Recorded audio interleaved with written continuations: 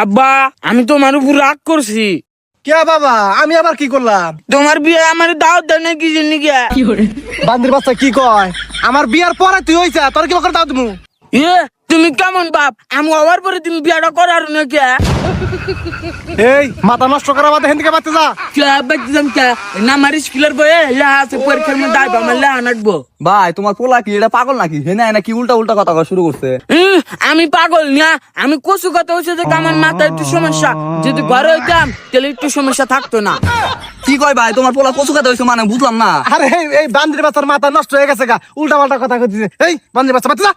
বাচ্চা কে? আর আমার মাথায় সমস্যা হলে আমি কত কথা কিবা করে? বাবা এই গরমে এবি ভালো লাগতেছে না, তুমি আর মাথাটা গরম করো না।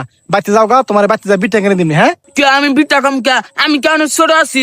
আমি বড় হয়ে গেছি, আমি বিয়া খাম, তুমি আবার বিয়া করো।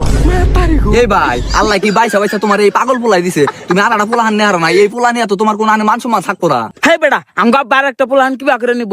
আঙ্গ মা হে কবে বাড়ি গেছে গা? কি কয় ভাই, তোমার বউ আবার কবে বাড়ি গেল? তুমি তো আমার আগে কিছু কইলা না।